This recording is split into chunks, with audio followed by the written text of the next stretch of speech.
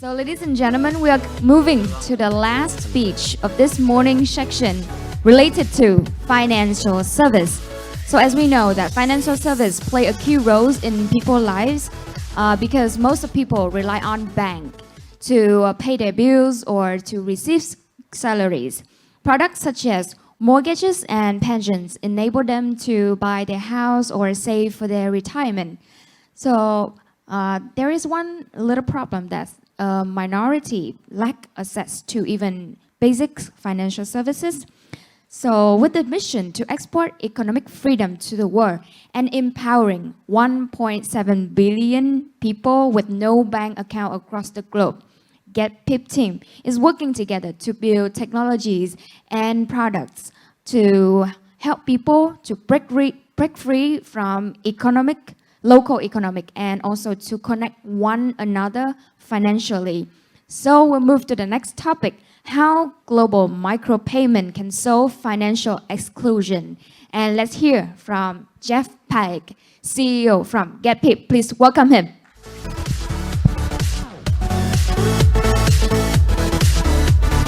Happy to be here. I'm Jeff Pike. I'm the co-founder and CEO of GetPip.com.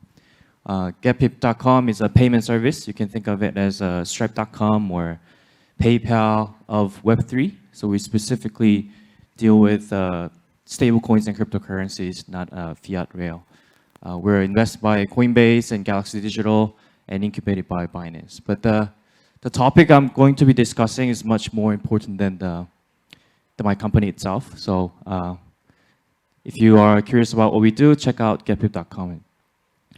So, how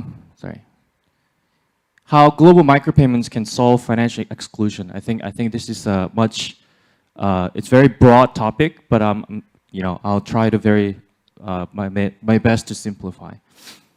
So, what is global micropayments? Global micropayments refers to small value transactions across international borders. So, pretty simple, global and micro value payments.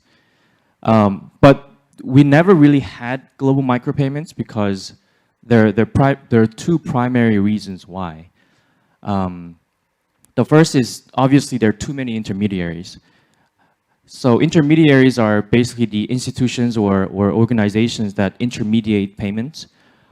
So central banks, I think the Vietnam has central bank, State Bank of Vietnam, I think. And clearinghouses in Vietnam, NAPAS is the clearinghouse. And communication networks like SWIFT and correspondent banks and commercial banks and financial services, they're all playing this intermediary role, which reduces the cost and efficiency of payments.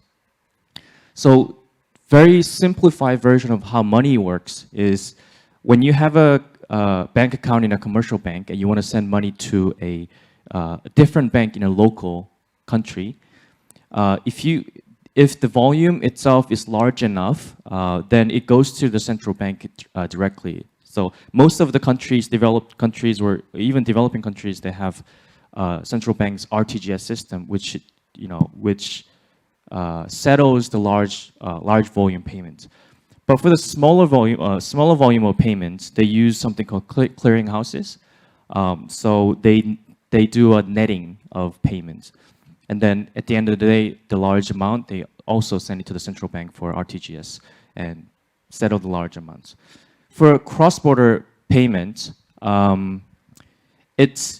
there's no single central bank in the world that settles all the banks across the globe, or there's no single clearinghouses that clears all the transactions cross-border. So how do you do that? You rely on another bank who has accounts for different banks called correspondent banks, and then you settle through the correspondent banks. So like Citibank is the popular one. And then you use SWIFT network, which is basically a messaging protocol for banks.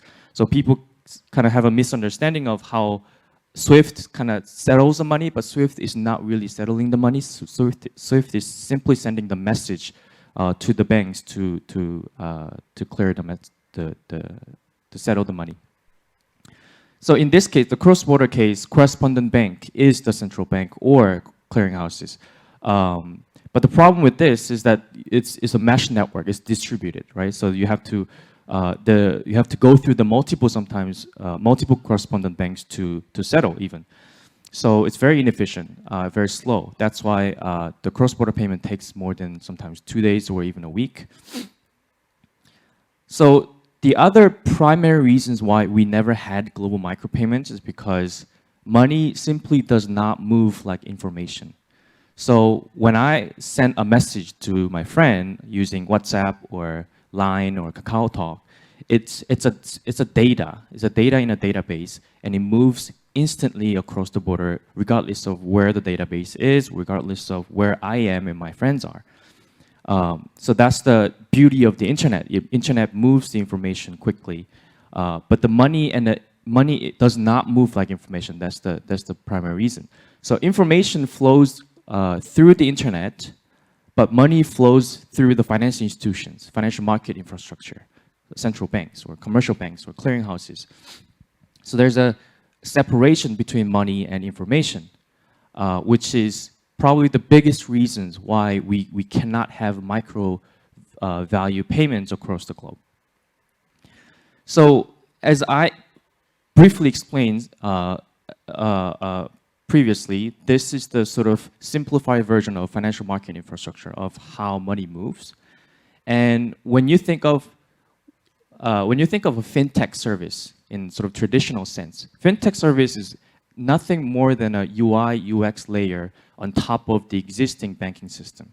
So fintech services simply connects through the API to either a bank or open banking infrastructure, depending on the country, and they simply provide a seamless experience of otherwise difficult, sort of slow, expensive financial infrastructure. That's why we never really had sort of breakthrough in a fintech, because fintech is basically a pretty version of neutral banking. But we now have a crypto and stable coins, which offers a completely alternative financial options. So the way it works is the companies like the stablecoin operators like Circle or Paxos or Tether, they simply put money into a custodial bank and they earn interest for their business model. And the stablecoin moves like permissionlessly, borderlessly, with nobody's permissions or institutions or intermediaries. It can flow just like information. So, which is very incredible, because imagine you want to start a startup, fintech startup. What you have to do is that first you need to get a permission to get the API from the bank or open banking system, or you have to incorporate. You have to go through the hire lawyer, accountants, or engineers, and all these people, and you have to have a certain level of scalability or scale of your business to even start a fintech business. But now we live in a world where as long as you have a wallet, you can right now start a fintech company using stablecoin infrastructure. It doesn't matter you're 17-year-olds in the garage. It doesn't matter you're veteran entrepreneur. You can just start right now. So the prime example is Uniswap or Synthetics. All these people, all these companies, just built by 2 or 3 engineers in a very small startup can build a company that trades billions of dollars daily basis. So it democratized the sort of entry point of building a fintech service, because it doesn't really rely on a traditional banking or a financial infrastructure. So the stablecoins or the cryptocurrency using blockchain is permissionless, borderless. It allows micropayments, and it's self-custodial. So we never really had this before a few years ago. So in 1991, August 6th, the internet was born, which allowed the information flow instantly, borderlessly, permissionlessly, and globally, right? And 2008, when the Bitcoin white paper came out, we first had the permissionless transfer of value. But the problem with the Bitcoin or Ethereum and all these other cryptocurrencies since 2008 is that it fluctuates. So everybody thought that, oh, we now have a reliable, decentralized, permissionless transfer of value. We can use this to make payments. But it turned out that nobody really actually uses this to make a payment. Ripple started it, and all this sort of, oh, now we can have this global permissionless system. But because the value fluctuates, nobody really ever started a payment company, right? But now, 2014, starting from 2014, starting by Tether, we now have a stable coin. It took for a while. It took almost 10 years now for stablecoin to grow to the significant size, because it's simply you cannot have a payment infrastructure with only $1 or $2 billion market cap of stablecoin. You need to have hundreds of billions or even trillions of dollars of stablecoin. So stablecoins bootstrapped it themselves as sort of hedge against the crypto, or trading pair against cryptocurrency. So that sort of allows Circle and Paxos and Tether to grow to close to $150 billion market cap. Now we're seeing the opportunity of payment industry to pop out, right? So you can see how stablecoin grew. Although it started in 2014, it started to really grow from 2020, right? So we never really had a blockchain-based payment industry before 2020. It's very early.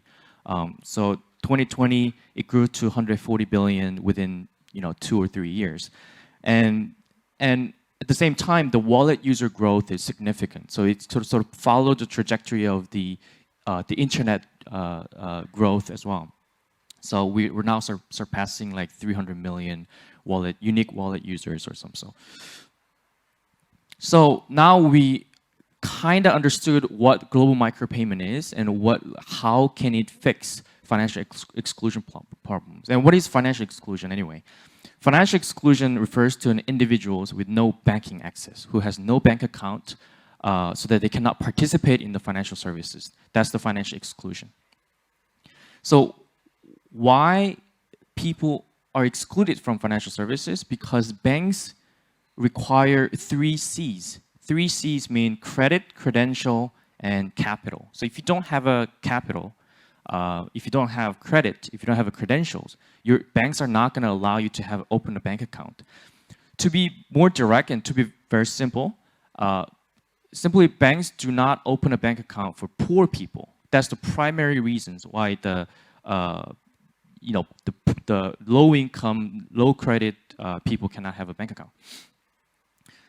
So how many are there? So right now, obviously the population of the earth is way more than 5 billion, but I'm specifically talking about the internet users. So we have about 5 billion internet users. So 5 billion people have access to the internet, but within 5 billion of internet users, 1.7 billion have no bank account, which means they can use a smartphone, they can have the computer and connect it to the internet, but they don't have a bank account because they lack credit, credential, and capital.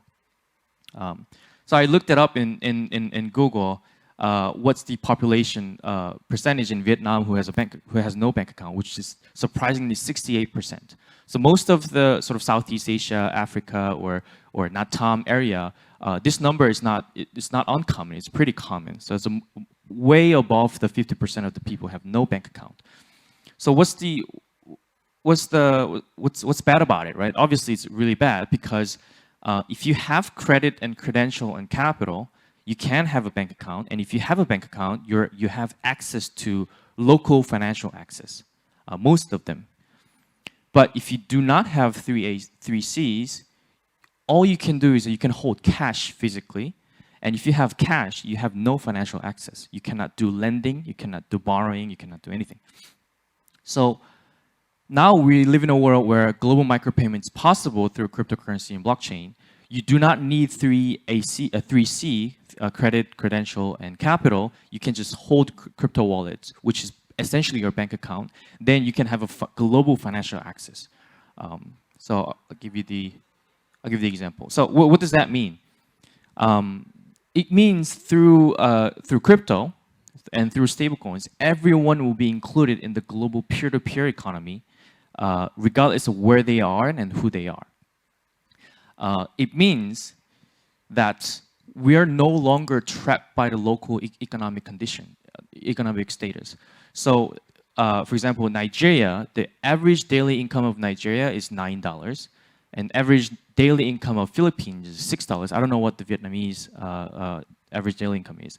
South Korea is $88. So let's say a content writer in Korea earns $88 a day in average, and content writer in Nigeria earns $9 a day. Does that mean the content writer in Korea is multiple better than Nigerian content writer? No. The reason why there's an income disparity is because they are trapped by the local economic condition. But these people have the internet access. They just don't have a bank account. So the great story I tell, which is true story and personal experience, is there's a guy named Inoue Abasi who's from Nigeria. He's 17, 18 years old or something. And he's a content writer. So he wrote English contents for Web3 companies around the world. And he charges $1.8 per word, which means that if he writes 400 words per day for 365 days, then he can make 80 times more than the average Nigerian adult, right? And through the stablecoins and cryptocurrency, he doesn't need to have a bank account. He doesn't need to have a SWIFT code or all this complicated traditional banking system and paying $20 fees and taking 3 days. This 17-year-old Nigerian kid has no credit, no capital, no credential, so he doesn't even have a bank account. But he can actually make 80 times more than a Nigerian adult because he has the internet access. He has a crypto wallet. So people ask, what do you do with that stablecoin do you earn? Obviously, we're very early, so people are going to figure out, startups are going to figure out how to leverage that stablecoin. Maybe you could use Amazon with stablecoin sometimes. So essentially what I'm doing, what we're doing as a company, or what we are, whether or not we acknowledge we're conscious about it, what we're doing essentially is crypto, and my company GetPip.com is exporting economic freedom. It's not a sort of catchphrase or a sort of abstract concept. It's literally we're exporting economic freedom, because in our company we pay monthly salary to Turkey or Nigeria or all these developers around the world through stablecoins. So what do they do with stablecoins? Up to them. But we just pay them in stablecoins. And especially the Turkey, when the lira is currently crashing to the ground, and everybody's flocking into the stablecoins now, right? So it's a new world we live in, and it's a beautiful world that we're creating. So I hope I finished early, but I hope you guys start paying attention in the payment industry in crypto, which is very cool. And thank you so much.